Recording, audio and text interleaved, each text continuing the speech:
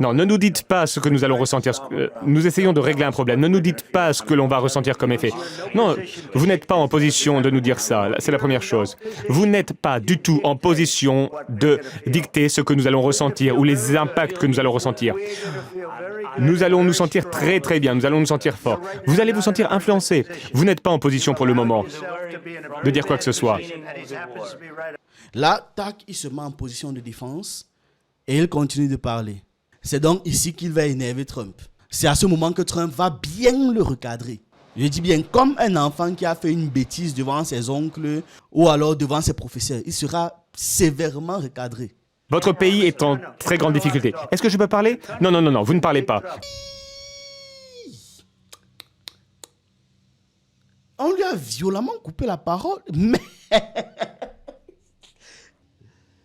Zelensky demande, est-ce que je peux parler? Non, non, non, non, non, tu ne parles pas. Tu n'as plus rien à dire ici. Écoute ce qu'on va te dire. Là, Zelensky se sent vraiment trahi. Dans son regard, son faciès, sa gestuelle, sa posture, etc. Zelensky sent qu'il a été trahi. Parce qu'on lui a fait plein de promesses. On lui a dit, va sacrifier ta population. On lui a dit, envoie les gens à la mort. On lui a dit, sacrifie ton pays. Et tu auras gloire, succès et tout ce que tu veux. Tu seras dans l'Union européenne, tu seras dans l'OTAN. On va te faire X, on va te faire Y. Et le moment arrive où il se rend compte qu'il a sacrifié tout ça en échange de rien du tout. Il a trahi les Ukrainiens à tous les niveaux. On va venir pomper les ressources de son pays. La guerre ne finit pas en sa faveur. La Russie aura tout ce qu'elle veut. Les États-Unis vont venir prendre l'argent qu'il y a à prendre. L'Ukraine ne va pas entrer dans l'OTAN, ne va pas rejoindre l'Union européenne, rien. La fin de cette guerre a un goût extrêmement amer, surtout après toutes les promesses qui lui ont été données. C'est-à-dire là, il est en train de faire le parallèle dans sa tête avec tout ce qu'on lui a dit, toutes les réunions qu'il a eues, tous ces grands dirigeants qui arrivaient et disent non t'inquiète, non t'inquiète, non t'inquiète. Il est en train de voir ça et il dit mince, je suis foutu. C'est-à-dire que je vais entrer dans l'histoire de mon pays comme étant d'une médiocrité absolue. Parce que oui, désormais, Zelensky est dans l'histoire. Il sera étudié dans les livres d'histoire de son pays. Et je ne pense pas qu'on va dire du bien de lui. Vraiment pas. Voilà le danger lorsqu'on écoute l'Occident, première chose. Voilà le danger lorsqu'on croit à ses propres mensonges. J'espère vraiment que les dirigeants africains voient ça. Surtout ceux qui sont beaucoup trop amoureux de l'Occident. Là, j'espère qu'ils voient ça. Voilà comment est-ce qu'on va terminer. C'est-à-dire qu'ils vont déclencher, enchaîner des guerres dans nos pays, nous massacrer. Et quand vous allez venir leur dire, mais vous m'avez promis ceci, on va te dire, qu'est-ce qu'on t'a promis? Et va là-bas, sale chien. C'était violent, c'était brutal. Cette conférence de presse, je pense que ça va rester dans l'histoire. C'était... Je ne sais pas si vous l'avez regardé. Quand Trump était en réunion avec Emmanuel Macron et les dirigeants du G7, il a fait comprendre, toujours assis à cette place-là, qu'il allait faire venir Zelensky pour pouvoir parler des accords. Mais est-ce qu'on savait alors que c'était pour le recadrer d'une manière aussi sèche devant les caméras, devant des millions et des millions de personnes? Ouh, non, non, non, non, non. Après ça, est-ce qu'il pourra encore dire qu'il est président? Dire qu'à la base, Trump l'a accueilli en souriant, jusqu'à faire même certaines blagues. À l'entame de leur rencontre, on aurait pu penser que ce serait très bien passé, que Zelensky allait arriver, donner ses ordres, comme il avait l'habitude de faire, ou chialer. Et voilà, on allait dire, bon, finalement, on ne veut plus les accords. Mais ça ne s'est pas du tout passé comme ça. Une poignée de main très fraîche et Donald Trump qui tente au départ de détendre l'atmosphère. Il s'est fait tout beau aujourd'hui. Quel beau, le gars porte les mêmes t-shirts que d'habitude. C'est parce qu'aujourd'hui, ce n'est pas vert. Il y a à ses côtés, Volodymyr Zelensky, visiblement tendu et sur la réserve. Il y a quelques jours, le président américain l'a qualifié de dictateur. Mais lorsqu'il l'accueille dans le bureau ovale, le ton est au départ modéré. Vous et vos soldats avez été incroyablement courageux. Pourtant, très vite, la conversation s'envenime. Lorsque Volodymyr Zelensky explique ne pas vouloir faire de compromis, il est attaqué par le vice-président américain. Je pense que c'est à partir de ce moment-là que les gars ont dit non. On ne va pas laisser parler ce guignol plus longtemps. Cet acteur qui a eu un succès modéré et qui a réussi à convaincre le monde de faire la guerre. C'est là que les dirigeants américains ont décidé de ne pas laisser passer ça. Donc, il y a eu un sévère recadrage de la part du vice-président et du président américain. Je dis un sévère recadrage. On lui a fait très bien comprendre sa place. Nathalie Yamb a dit, La façon dont Zelensky s'est fait laver, rincer, essorer, sécher et repasser par Donald Trump et J.D. Vance aujourd'hui, c'est une pure réjouissance. Et il y a une personne en commentaire qui a dit « Tout à fait d'accord, sauf pour le repassage. Zelensky a été laissé bien froisser. » Donc, non, c'était violent. Vous voulez que je dise des choses atroces sur Poutine et ensuite dire « Salut Vladimir, comment ça va? On s'en sort sur cet accord ?» Non, ça ne fonctionne pas comme ça. Je ne suis pas aligné avec Poutine ni avec qui que ce soit. Je suis aligné avec les États-Unis d'Amérique. Et à ce niveau, il l'a toujours dit, les intérêts des Américains passent avant quoi que ce soit pour lui. C'est d'ailleurs pour ça que s'il s'agit des intérêts des États-Unis, il pourra faire toutes les guerres nécessaires. Maintenant, effectivement, je ne sais pas si vous avez remarqué, mais depuis qu'il est entré en contact avec la Russie, tout le monde, les journalistes, même les Hugo Décrypte et consorts, veulent absolument lui faire dire du mal de Poutine. Systématiquement. He's a smart customer, I will tell you that. Mr. President, Mr. President, you called Zelensky a dictator. Would you use the same words regarding Putin? I don't use those words lightly. I think that we're going to see how it all works out. Let's see what happens. Tout le monde veut lui faire dire du mal de Poutine. Et c'est là qu'il dit que, mais vous pensez que je vais dire du mal de Poutine comme ça, à Mondiovision, devant tout le monde, et qu'ensuite j'irai le voir pour le saluer, pour dire qu'on va signer les accords? Est-ce que vous pensez que Poutine est assez bête ou manque d'autant d'ego pour accepter un truc pareil? Je ne peux pas me permettre de dire certaines choses. Il s'agit d'un partenaire avec qui on va faire affaire. Donc 2 minutes, arrêtez de vouloir me faire dire du mal de lui, je ne le dirai pas. Parce qu'on est en train de faire des trucs ensemble, on est en train de travailler ensemble. C'est une superpuissance, je suis une superpuissance. Vous pensez vraiment que si on déclare une guerre là, on va s'en sortir, on sera autodétruit. Donc moi qui sers les intérêts des Américains, je ne veux pas que l'Amérique soit détruite. Donc je préfère faire profil bas sur ces questions et négocier les accords, point. Voilà. Petite pause. Sachez que vous pouvez souscrire à la chaîne pour 3 € et pour 10 € par mois et avoir du contenu exclusif en fonction du forfait. Tous les membres qui ont payé un abonnement peuvent rejoindre le groupe Telegram où j'ai déjà partagé plus de 150 vidéos qui ne sont plus sur la chaîne. Et dans ce groupe, je partage régulièrement ce que je ne peux pas publier sur YouTube. Et pour ceux qui veulent apprendre, nous avons de nouvelles formations. En plus de celles qui vous apprend à faire une chaîne YouTube rentable, on a rajouté des formations en montage vidéo, en conception de miniatures et en écriture de vidéos. On vous apprend comment monter une vidéo en face caméra, en illustration ou encore en utilisant des avatars. On apprend également à faire des miniatures comme Pensée Kamit, Yomi Denzel ou encore le célèbre youtubeur MrBeast. Je vous laisse toutes les informations en description. Revenons au sujet. Et je travaille pour le bien du monde. Je suis aligné avec les intérêts du monde et je veux passer à autre chose. Vous voyez toute la haine qu'il a contre Poutine. C'est difficile pour moi de trouver un accord avec autant de haine. Donc je comprends bien. Mais je peux vous dire que l'autre côté, l'autre partie, ne l'aime pas vraiment. Zelensky est assis là comme un enfant qui on est en train de lister tout ce qu'il a fait de mal. Hein? Oui, on t'envoie à l'école, tu fais ci, tu fais ça, au lieu de travailler. Il a assis... Vous sentez comment est-ce qu'il est en train de vouloir bouillir. Ça ne va pas dans son être. Il a même le poing serré. C'est juste le truc qui le cache. Sinon, si on zoome là, vous allez voir qu'il a un poing serré fortement, avec même une veine qui est en train de ressortir. Donc le gars serre le poing pour essayer de se contenir et cache son poing avec l'autre main. Vous voyez ça? Il faut qu'il comprenne où est-ce qu'il a mis les pieds. Parce qu'en fait, à bien des égards, je pense qu'il s'est dit qu'il était dans une situation où il pouvait se permettre de demander tout et n'importe quoi. Parce que l'Occident lui a promis tout et n'importe quoi. On a dit demande et tu recevras. Et puis il est face maintenant à quelqu'un qui dit non seulement je ne vais pas te donner ce que tu demandes, mais en fait c'est toi qui vas donner. C'est un violent message, n'est-ce pas? Continuez de faire confiance à l'Occident. Ça, c'est un avant-goût.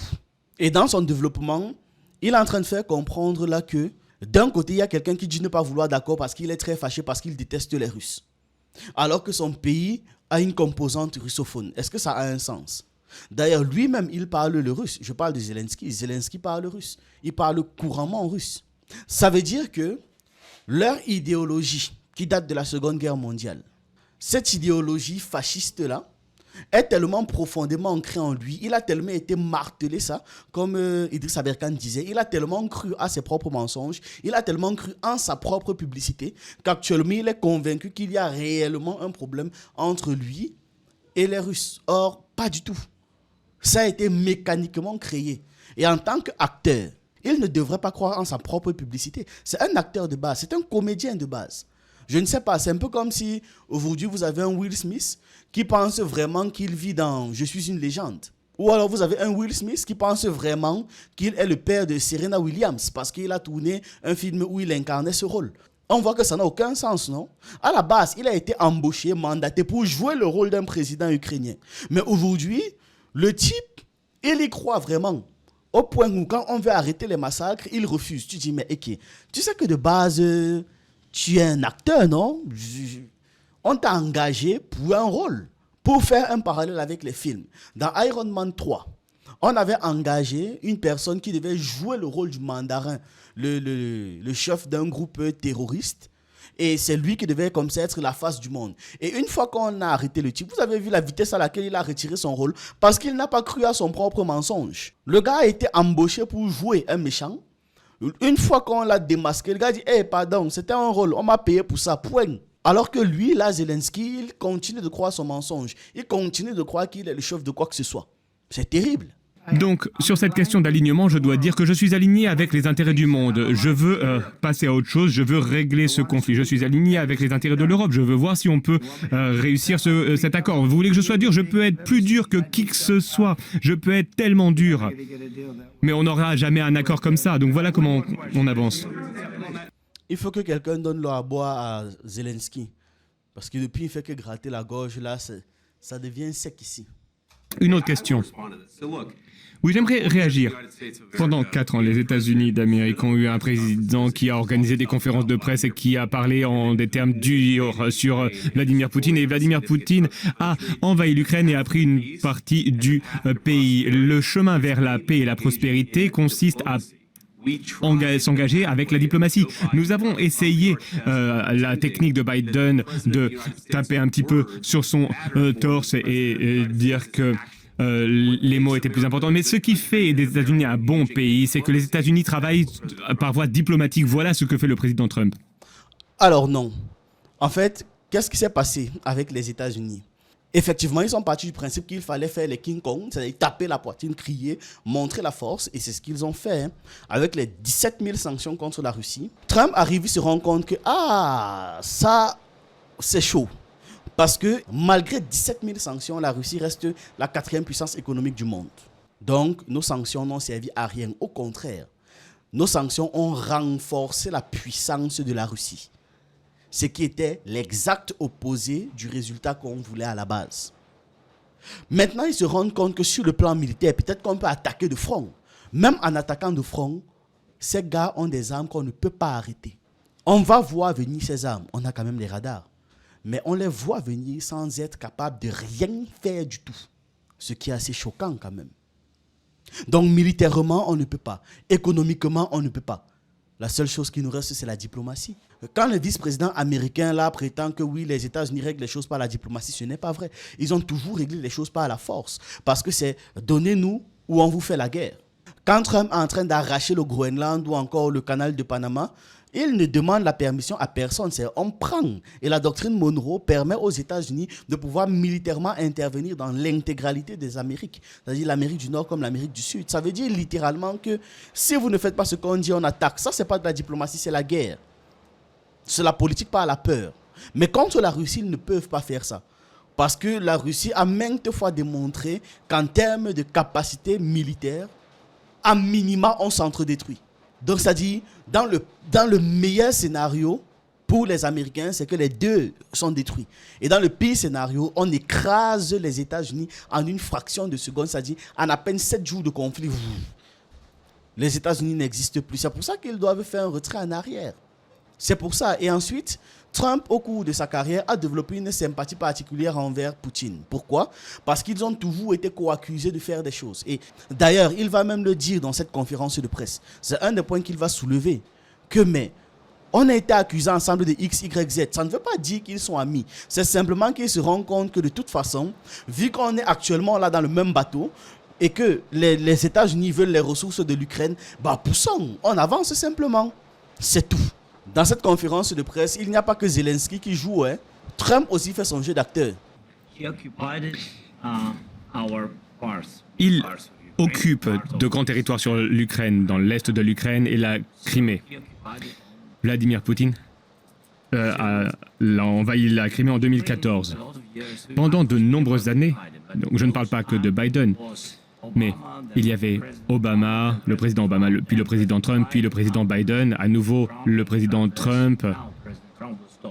Et nous espérons que le président Trump arrêtera cette guerre. Mais en 2014, personne n'a arrêté Poutine. Il a tout simplement occupé la Crimée. Il a tué des personnes, vous savez. En 2015, en 2014. Mais je n'étais pas là. Oui, mais en 2014 jusqu'à 2022, la situation était la même. C'est-à-dire qu'il y a des personnes qui sont mortes. Personne ne l'a arrêté. Nous avons échangé avec lui, nous avons échangé en bilatéral à de nombreuses reprises. Et avec lui, nous avons signé, comme en 2019, j'ai signé avec lui un accord. J'ai signé avec lui, avec Emmanuel Macron et Angela Merkel, nous avons signé un cessez-le-feu. Et tout le monde m'a dit que nous avons signé, hein, c'était écrit. Mais après ça, il a brisé le cessez-le-feu. Il a tué nos concitoyens. Il n'a pas échangé de prisonniers. Pourtant, nous avions signé un accord sur l'échange de prisonniers, mais il n'a pas respecté le contrat. De quel type de diplomatie parlez-vous, JD? Que signifiez-vous? Je me rends compte que Zelensky fait un peu comme Félix Tshisekedi. C'est-à-dire quoi? Il connaît la source du problème. Il connaît d'où vient le problème initial. Il sait comment démarre le conflit. Qui sont les acteurs de quoi? Mais malgré tout, il accuse la mauvaise personne. Il sait comment la guerre a commencé. Je parle de Zelensky. Il sait comment la guerre a commencé. Il sait ce qui a entraîné l'annexion de la Crimée en 2014. Il sait comment se sont passés les événements de l'Euromaïdan. Même les accords de Minsk qu'il dit qu'il a signé là, qu'il a signé à demi-signature parce qu'il se moquait des accords, sachant que lui, il n'allait pas les respecter sous la recommandation des présidents, des dirigeants européens. Emmanuel Macron, effectivement, les Angela Merkel et le premier ministre anglais de l'époque. Il le sait, mais il est en train d'accuser la Russie, il est en train d'accuser Poutine. Et c'est ce que je disais tout à l'heure, c'est qu'à un moment donné, il a fini par croire en son propre mensonge, par croire au rôle qu'il était censé jouer. Et c'est extrêmement dangereux, pas seulement pour lui, mais pour l'intégralité de ses populations, parce qu'il passe son temps à envoyer les gens à la mort. Je parle d'une diplomatie qui peut mettre un terme à la destruction de votre pays. Monsieur le Président, avec tout le respect que je vous dois, je pense que ce n'est pas respectueux de venir à la Maison-Blanche et de dire ça aux médias. Vous forcez des personnes à aller sur la ligne de front. Vous devriez remercier le président Trump de mettre un terme à ce conflit. Effectivement, parce que ce que Zelensky est en train de faire, c'est forcer la guerre. Forcer des jeunes Ukrainiens qui avaient d'autres rêves, d'autres espoirs, d'autres aspirations dans la vie que d'aller mourir dans une guerre de proxy en plus. C'est même ça qui est terrible. C'est que ce n'est même pas dans une guerre souveraine qu'ils sont en train d'aller mourir. C'est dans une guerre de proxy complètement orchestrée par l'Occident. Et comme ça, toi, tes aspirations, ce que tu avais prévu dans ta vie, ça doit être complètement balayé comme ça, au profit des gens qui n'ont jamais eu à se battre de toute leur vie. Mais vous devriez voir le conflit. J'ai vu les histoires et je sais ce que vous faites. Vous faites une tournée de propagande. Vous avez des difficultés à recruter des personnes pour l'armée, non? Et aujourd'hui, vous venez à la Maison-Blanche et vous vous attaquez à l'administration qui essaie d'éviter la destruction de votre pays. Beaucoup de questions. Commençons par la première. Tout d'abord, pendant la guerre, tout le monde a des problèmes. Même vous. Et vous avez un océan entre la guerre et vous, mais vous allez ressentir l'impact. Vous ne savez pas. Vous voyez qu'il est même déjà en position de protection. Il a déjà croisé les bras. Il a lancé ses paroles pour essayer de convaincre, pour dire que voilà, mais depuis, il tue, vous ne faites rien. Et maintenant, l'autre dit non, c'est irrespectueux de le dire, surtout devant les médias comme ça, parce que vous êtes en train de faire de la propagande. Là, tac, il se met en position de défense et il continue de parler. C'est donc ici qu'il va énerver Trump. C'est à ce moment que Trump va bien le recadrer.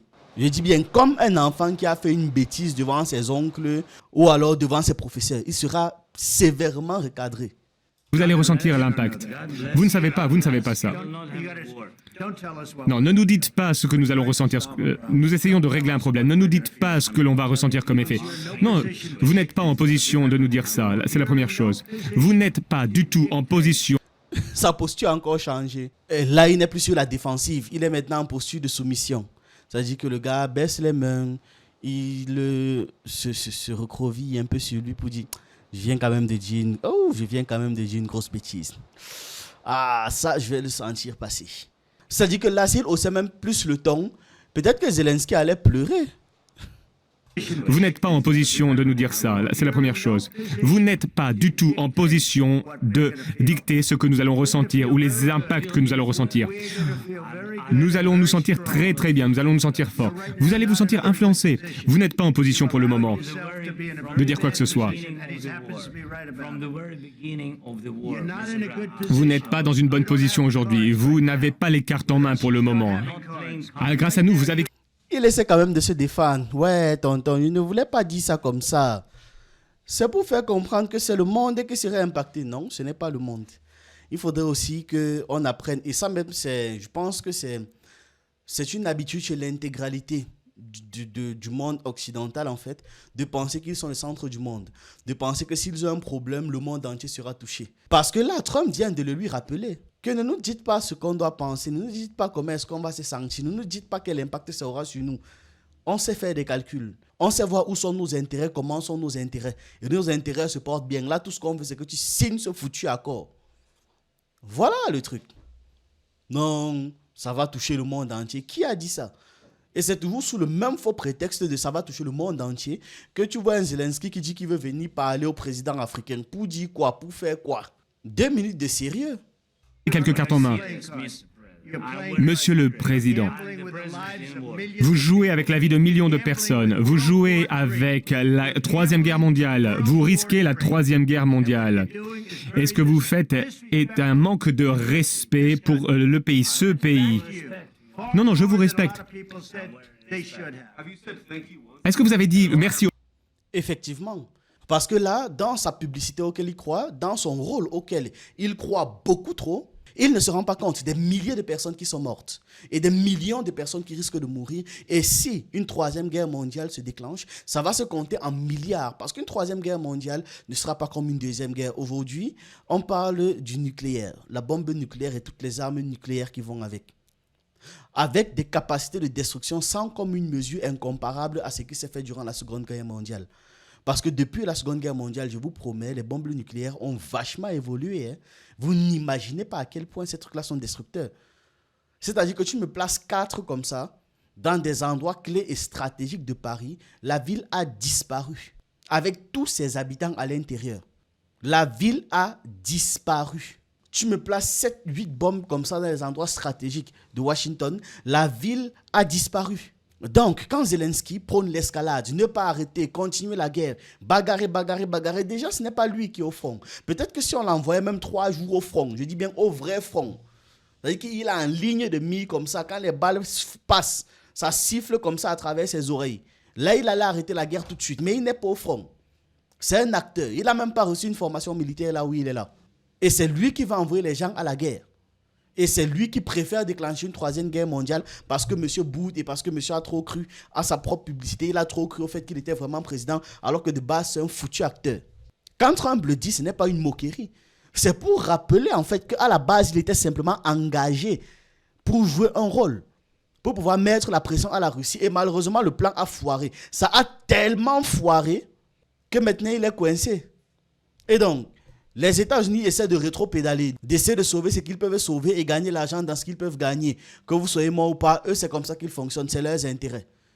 C'est leur manière de fonctionner. Ok, c'est à nous de pouvoir contrer ça. Et lui, de son côté, là où les États-Unis veulent au moins l'argent, lui veut continuer d'envoyer les gens à la mort, ce qui n'a aucun sens, objectivement. Les gens sains d'esprit ne pourraient pas accepter ça. C'est pour ça que les dirigeants européens, je le répète, ne sont pas sains d'esprit. Les gens sains d'esprit ne peuvent pas accepter ce que Zelensky veut faire là. Au moins, si quand ces gars-là parlent, c'est eux qui sont au front. Oui, là, on va dire qu'ils meurent aussi. Mais non, les gars seront très bien protégés, tranquillement en arrière-position et envoyer comme ça des millions de personnes mourir, sans parler des dommages collatéraux. Est-ce que vous avez dit merci au moins une fois? Dans cette réunion, durant cette réunion, est-ce que vous avez dit merci? Vous êtes allé en Pennsylvanie et vous avez fait campagne pour l'opposition au mois d'octobre. Donc au moins vous devriez exprimer de la gratitude envers les États-Unis et le président essaie de sauver votre pays. Ouf. C'est pour ça que c'est important qu'on nuance les deux cas de figure. Oui, il part du principe que comme Zelensky soutenait le clan de Kamala Harris, le fait qu'il soit aujourd'hui à la Maison-Blanche en train de négocier la paix, voilà, ça doit être un signe qu'ils sont vraiment en train de faire des efforts. Donc, malgré le fait qu'il les a trahis, qu'il ne les a pas soutenus du moins, il doit leur dire merci. Le truc, c'est que peu importe le président qui est en place, ce sont les États-Unis qui lui avaient fait un certain nombre de promesses. C'est pour ça qu'il parle de Obama, de Trump, de Biden, puis de Trump encore. Parce qu'il est resté, il a dit, mais depuis 2014, vous m'avez fait une promesse. Et aujourd'hui, je suis en train de réclamer ça et vous me faites comprendre que voilà, vous n'êtes plus là. Mais vous étiez pourtant là avant que Biden n'arrive. Mais comment vous faites aujourd'hui comme si je suis fou? Jusqu'à vous me demander de dire merci. Voilà, croire aux paroles de l'Occident. Un jour, les Valais vont se rendre compte à quel point c'est impossible de leur faire confiance.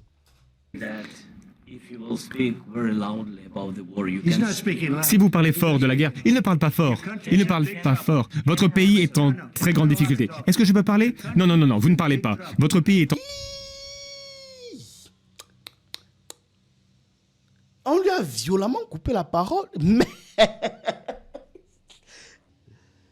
Zelensky demande, est-ce que je peux parler? Non, non, non, non, non, tu ne parles pas. Tu n'as plus rien à dire ici. Écoute ce qu'on va te dire. Aïe, aïe, aïe, aïe, aïe, aïe, aïe, aïe. Mais...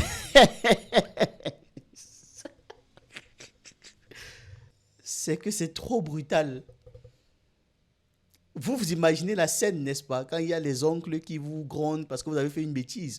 Ou encore quand vous êtes à l'école en conseil de discipline. Que est-ce que je peux parler? Non, non, non, non, vous ne parlez pas. Écoutez.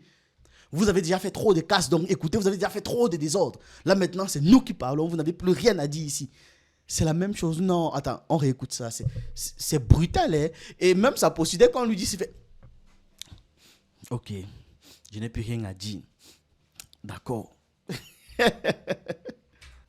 Votre pays est en très grande difficulté. Est-ce que je peux parler? Non, non, non, non, vous ne parlez pas. Votre pays est en difficulté. Il a encore avalé la salive. Il était en stress de fou malade. Quand j'ai grandi, ça, on revoit encore la scène. Votre pays est en très grande difficulté. Est-ce que je peux parler? Non, non, non, non, vous ne parlez pas. Votre pays est en difficulté. Oui, je le sais. Vous ne gagnez pas. Vous ne gagnez pas. Vous avez une chance de vous en sortir grâce à nous. Monsieur le Président, nous sommes forts dans notre pays. Ok. Non, ça c'était violent. Le gars avale encore la salive que... Ok, je n'ai pas droit à la parole. Et je répète tout ça devant des millions de personnes. Non, ça c'était vraiment une convocation littéralement. C'est qu'on l'a convoqué à la Maison-Blanche. On l'a convoqué pour le redresser, pour le recadrer. Monsieur le Président, nous sommes forts dans notre pays. Depuis le début de la guerre, nous avons été seuls et nous sommes reconnaissants. Non, c'est faux. Vous n'avez jamais été seul. Jamais. Là, c'est lui qui fait du révisionnisme. Notre pays. Depuis le début de la guerre, nous avons été seuls et nous sommes reconnaissants. Vous n'avez pas été seul, vous n'avez pas été seul. Nous vous avons donné 350 milliards de dollars. Bon, je souligne encore là, vu que c'est lui-même qui le dit, ce n'était pas un don. Un don impliquerait qu'on ne rembourse pas. Oh, là, Trump demande un remboursement. Ce n'était pas un don. Devant les médias, ils font encore ces affaires de jeu de mots que je déteste là. C'était un prêt, c'était un investissement, ce n'était pas un don. Donc là, il est en train de se moquer de Zelensky quand il parle de don. Nous avons donné 350 milliards de dollars. Nous vous avons donné de l'équipement militaire. Vos équipes sont courageuses. Mais si vous n'aviez pas notre équipement militaire, si vous n'aviez pas notre matériel militaire, cette guerre se serait terminée en 2 semaines. En quelques jours, oui, je l'ai entendu de la part de Poutine, en 3 jours. Peut-être moins, en 2 semaines. Eh bien oui, ça va être vraiment très difficile de faire des affaires comme ça. Vous devriez au moins dire merci. J'ai dit merci à de nombreuses reprises au peuple américain. Mais il y a un désaccord. Et il va falloir régler ces désaccords, ces différends, avant de parler et de dire des mensonges aux médias américains. Mais je pense qu'il est bon pour les Américains de voir ce qui se passe. Je pense que c'est très important. C'est pourquoi cet entretien dure aussi longtemps. Vous devez être reconnaissant. Vous n'avez pas les cartes en main. Vos concitoyens meurent. Vous manquez de soldats. Vous avez de moins en moins de soldats. Ce serait... Et ensuite, vous nous dites, « Oh, je ne veux pas de cessez-le-feu. Je ne veux pas de cessez-le-feu. Je veux continuer, je veux faire ci, je veux faire ça. » Si vous pouviez avoir un cessez-le-feu aujourd'hui, eh bien, il faudrait le prendre afin qu'il n'y ait plus de morts. Oui, évidemment que nous voulons un terme à la guerre. Mais vous dites que vous ne voulez pas de cessez-le-feu. Moi, je veux un cessez-le-feu. Parce que vous aurez un cessez-le-feu plus vite qu'un accord. Mais demandez l'avis de notre population sur un cessez-le-feu. C'est Biden qui n'est pas très intelligent. C'était avec Obama, mais c'était votre président. C'était avec Obama qui vous a donné moi, je vous ai donné les Javelin pour vous attaquer à ces tanks. Obama vous a donné pratiquement rien. Moi, j'ai donné des missiles. Et vous devez être plus reconnaissant, parce que je peux vous dire que vous n'avez pas les cartes en main. Avec nous, vous avez des cartes, mais sans nous, vous n'avez aucune carte en main. Là, Zelensky se sent vraiment trahi. Dans son regard, son faciès, sa gestuelle, sa posture, etc. Même comme il essaie de comprendre la situation, il se rend bien compte qu'il a été menti, qu'il a été trahi, en fait. C'est ça l'expression. Zelensky sent qu'il a été trahi. Parce qu'on lui a fait plein de promesses. On lui a dit, va sacrifier ta population. On lui a dit, envoie les gens à la mort. On lui a dit, sacrifie ton pays. Et tu auras gloire, succès et tout ce que tu veux. Tu seras dans l'Union européenne, tu seras dans l'OTAN, on va te faire X, on va te faire Y. Et le moment arrive où il se rend compte qu'il a sacrifié tout ça en échange de rien du tout. Parce que les gars vont venir pomper les ressources du pays. En fait, il a trahi les Ukrainiens à tous les niveaux. À tous les niveaux. On va venir pomper les ressources de son pays. La guerre ne finit pas en sa faveur. La Russie aura tout ce qu'elle veut. Parce que ce sera désormais elle qui va dicter le processus global. Les États-Unis vont venir prendre l'argent qu'il y a à prendre. L'Ukraine ne va pas entrer dans l'OTAN, ne va pas rejoindre l'Union européenne, rien. La fin de cette guerre a un goût extrêmement amer. Surtout après toutes les promesses qui lui ont été données. C'est-à-dire là, il est en train de faire le parallèle dans sa tête avec tout ce qu'on lui a dit, toutes les réunions qu'il a eues, tous ces grands dirigeants qui arrivaient et disent non t'inquiète, non t'inquiète, non t'inquiète. Il est en train de voir ça et il dit mince, je suis foutu. C'est-à-dire que je vais entrer dans l'histoire de mon pays comme étant d'une médiocrité absolue. Parce que oui, désormais Zelensky est dans l'histoire. Il sera étudié dans les livres d'histoire de son pays. Et je pense pas qu'on va dire du bien de lui. Vraiment pas. L'accord va être difficile à signer, parce que les attitudes ont changé. Et si la Russie rompt le cessez-le-feu, qu'allez-vous faire s'il y a une violation de la part de la Russie du cessez-le-feu? Qu'entendez-vous? Elle demande qu'est-ce qui va se passer si la Russie rompt le cessez-le-feu. Oui, ben, et si une bombe vous tombe sur la tête maintenant? Et s'il viole le cessez-le-feu? Et ils l'ont violé avec Biden parce qu'il ne le respectait pas. Il me respecte, il respectait Obama. Je vais vous dire une chose, c'est que Poutine a traversé beaucoup de choses avec moi. Il y a eu une fausse chasse aux sorcières où il y avait toute cette histoire sur la Russie, l'influence russe sur mon élection. Il y a eu toutes ces arnaques avec Biden, avec Hillary, avec Adam Schiff. Il a traversé ça avec moi. Il a traversé tout cela. Et nous n'avons pas fini en guerre. Il a traversé tout ça. Il a été accusé de beaucoup de choses, mais il n'avait rien à voir avec tout cela. Nous avons vu l'affaire de Hunter Biden. C'était vraiment terrible tout ce qui s'est passé. Ensuite, on a parlé de l'ordinateur portable de Hunter Biden qui était rempli d'informations par la Russie, etc. Et Vladimir Poutine a été accusé de toutes ces choses alors qu'il n'avait rien fait. Tout ce que je peux dire, c'est ça.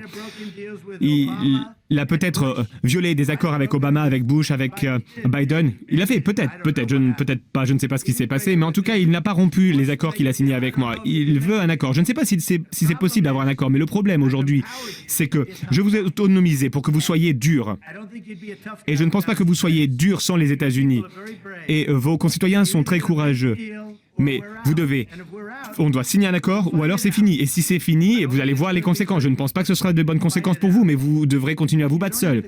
Mais vous n'avez pas les cartes en main. Mais une fois que nous aurons signé cet accord, vous serez dans une bien meilleure position. Mais vous n'êtes pas du tout reconnaissant. Et ça, ce n'est pas sympathique. Je vais être tout à fait honnête, ce n'est pas sympathique. Très bien, je crois qu'on en a assez vu. Il a été clair. Il a fait comprendre que vous êtes toujours dans les ici. Donc, là maintenant, ce qu'on va faire, c'est qu'on va essayer d'abord de faire un cessez-le-feu, puis négocier des accords. Et si vous ne voulez ni un cessez-le-feu, ni continuer les accords, les États-Unis se retirent. La Russie va finir de vous envahir, va prendre ce qu'elle a à prendre, va peut-être même faire de l'Ukraine une de leurs régions. Ça va entrer dans la Fédération de Russie. Et puis à la fin de tout ça là, on verra où vous en êtes. Et le principe maintenant, il est simple. Celui qui a convoqué Zelensky, son patron, a déjà défini comment est-ce que les choses vont se passer. Si maintenant il ne veut pas travailler, il va devoir continuer seul. Voilà le danger lorsqu'on écoute l'Occident, première chose. Voilà le danger lorsqu'on croit à ses propres mensonges. Là, c'est pour le cas de Zelensky.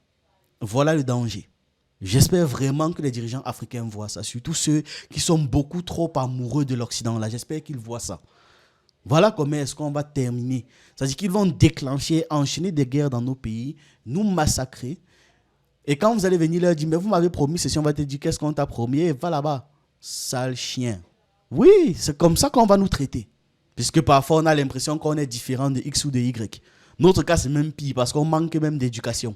Après cette conférence de presse, Donald Trump a publié une réflexion. Il a dit: j'ai déterminé que le président Zelensky n'est pas prêt pour la paix si l'Amérique est impliquée. Donc, tant que les États-Unis sont impliqués, Zelensky ne sera pas prêt pour la paix. Car il pense que notre soutien lui donne un grand avantage dans les négociations. Il continue en disant: je ne veux pas d'avantage, je veux la paix. Ce n'est pas une affaire de qui va finir avec les avantages ou pas, selon Trump, parce qu'il parle là maintenant de Zelensky. Étant donné que lui, cette guerre va quand même se terminer, lui, il aura les avantages. Il aura les avantages de la fin de cette guerre. Mais il est vexé ou énervé ou dérangé par le fait que Zelensky veut aussi des avantages. C'est ça le truc. Donc, je ne veux pas d'avantages, je veux la paix. Il a manqué de respect aux États-Unis d'Amérique dans leur précieux bureau ovale. Il pourra revenir quand il sera prêt pour la paix. Donc, ça veut dire qu'en fin de compte, ça ne s'est pas passé très bien. Et donc, tout le monde est fâché, tout le monde est un peu énervé. Zelensky, de son côté, comme j'ai dit, est frustré parce qu'on lui a fait des promesses qu'ils ne sont pas en train de respecter. Il se rend compte qu'il est sur le point de tout perdre. Et d'autant plus qu'actuellement, le gouvernement ukrainien n'est plus vraiment dirigé par Zelensky, mais par les services secrets. Donc, ça devient très compliqué pour lui de dire un oui ou un non sans leur aval. Il continue d'être l'acteur, la marionnette qui est présentée devant les caméras. À ce niveau, son rôle n'a pas changé d'un seul poil. Et c'est d'ailleurs pour ça que Poutine a fait comprendre qu'il ne va accepter aucune signature venant de Zelensky, puisque sa signature n'a aucune valeur. Kemi Seba a partagé une réflexion disant: Donald Trump a traité Zelensky de proxy de l'Occident et des Européens, comme les dirigeants européens traitent les Africains aussi. À chacun son tour chez le coiffeur. Aucun d'entre eux ne sont des alliés. Mais la scène d'aujourd'hui est jouissive. On ne va pas se mentir, je suis d'accord en fait. Malgré tout, la scène, voir cette scène-là, c'est tellement amusant. J'ai rigolé devant vous ici. C'est tellement amusant. Et il y a Nathalie Yamamba qui dit: c'est trop doux. Face à ça, Emmanuel Macron a aussi partagé un tweet, un post. Il a dit: il y a un agresseur, la Russie. Il y a un agressé, l'Ukraine. Nous avons tous eu raison d'aider l'Ukraine et de sanctionner la Russie il y a 3 ans et de continuer à le faire aujourd'hui. Nous, c'est les Américains, les Européens, Canadiens, Japonais et plusieurs autres. Merci à tous ceux qui ont aidé et continuent. Et respect à ceux qui, depuis le début, se battent. Parce qu'ils se battent pour leur dignité, leur indépendance, pour leurs enfants et pour la sécurité de l'Europe. Ça sonne tellement faux quand ça vient de la bouche de quelqu'un comme lui.